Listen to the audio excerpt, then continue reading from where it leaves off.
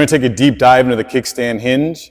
And so when I'm learning a new exercise, especially one that's very nuanced like this, what I really want to do is just kind of dial in the top position and then dial in the bottom position, okay? So in the top position, okay, all we're going to be here, we're going to be on our front leg here. So the kickstand essentially is, it's almost like a single leg exercise, but we're kickstanding down so that we have a balance. And we don't have to worry about a balance, okay? So the first thing that I'm going to do is I'm going to put myself on the front leg, so 95% of my weight is on the front side. Then from there, I want to just have a nice soft knee bend. If you're looking straight down, my knee should be either over my midfoot, the middle of my foot, or even over my toes if I can tolerate that position, okay? And then from there, all I'm making sure is that from my ankle to my hip, to my shoulder, to my head, I'm all in the straight alignment. I'm not shifted back this way at all, or I'm not hinged this way yet. Okay, so in that top position, I want to push my hips forward to make sure that I'm in this nice straight line. All right, so then in the bottom position, let's not worry about getting there yet. Let's just get down there, and then let's just coach it up from here. So in that sense, what I'm looking at here is one, I have my weight, instead of making sure a lot of times we'll be in our heel, I want to make sure I'm in the arch of my foot. So I'm in that middle foot, my midfoot, into the arch of my foot there. So my weight is right there, so I'm just going to turn on my calf. My knee is still over my midfoot, over my toes. My knee never changes from top to bottom, okay? And then my butt is pushed backwards. So my knee is forward and my butt is back. And then my chest is over my foot. So my chest, I'm thinking over my toes. I want to be able to look down at my toes in this position. Okay, so that's the top, or the bottom position here. Then to come out of that bottom position, all I'm thinking about is, okay, I'm going to push my arch into the ground, and I'm going to squeeze my butt to push myself forward.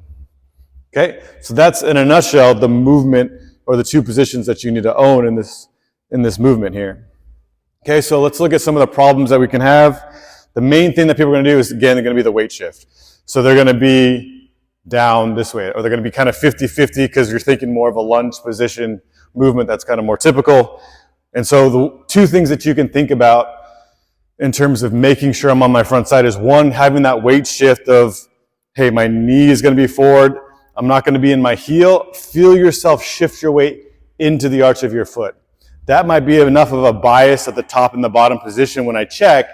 If I'm in the arch of my foot, I should be pretty good in terms of that 95% weight shift to the front.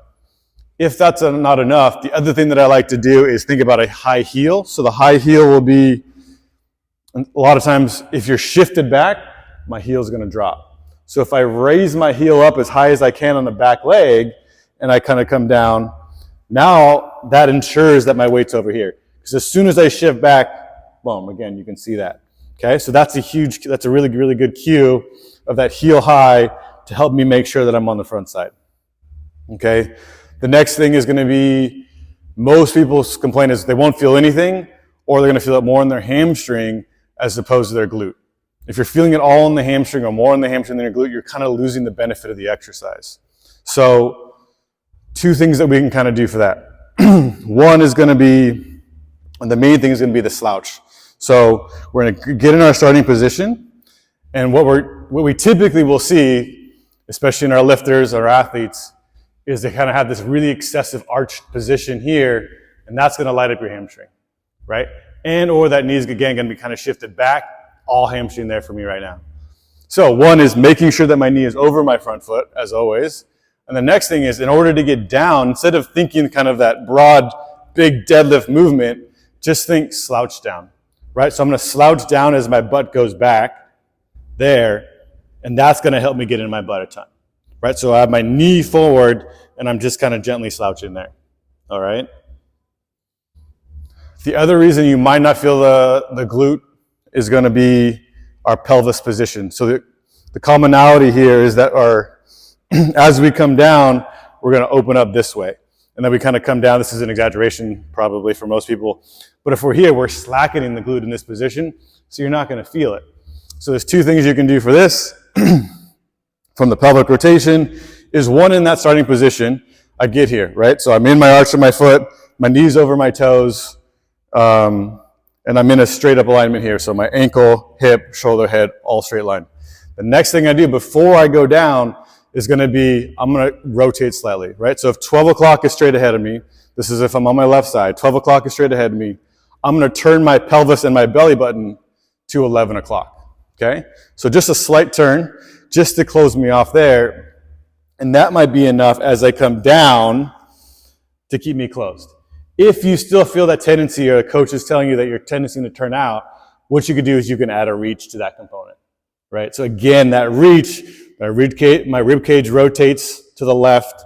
That will help my pelvis rotate to the left as well to help me close off. Okay, so one or both of those may help you get that rotation. Okay, oh yeah, then the last part is the alignment. So if we do this on my right leg, this is kind of my problematic leg that I had surgery on, I have a little bit more of an alignment difference. So if you look at my left, I can stay narrow, I can see kind of that traditional stance, and I'm straight up and down here. So my foot, knee, and hip in this plane are all straight. If you look at me on the right, you're gonna see that I'm not in alignment anymore. I'm gonna dive in from my hip to my knee goes inward, and I kind of slightly go back out again. So I kind of have this little shape here. Now, what you'll see is if I reset, and instead of going in this narrow stance, I go a little bit wider. So if I widen my foot there, my weight shift changes, and now I'm in a nice straight line. So from there, now I can kind of go down, and I'm straight up and down. Okay?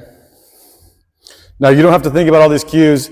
It's going to vary, very individual by each person, but as long as you learn, start off with the top position, understanding what that feels like to be up and over your front foot, and then understand that bottom position here. And what I really do for most people is I'll just do one repetition at a time, but I'm going to hold it for 5 to 10 seconds, right? So I'm going to come down in this position, kind of figure out where am I, what do I feel, do I got it? If you can get down there and you feel all your glute right there coming in and out of it, and then you squeeze your glute to come up and forward, you can see that the knee stays bent. Or even if you come up and it's a delayed knee extension where I'm not straightening right away, I'm staying low, coming up at the same time. Straighten the knee at the same time as I get my hips up. Maybe one of those two variations is fine, but either way, all my weight is on the front side here, right? 95% of my weight here. I'm not there. So if I can think about pushing my glute out of that bottom position, that will really help me. So start there. Do a couple sets of one repetition with a hold for 5 to 10 seconds, trying to find that bottom position. If you feel the glute, great. If you need to try some of these adjustments or modifications to help you find your glute there, slowly add in one at a time or talk to a coach to help you find it.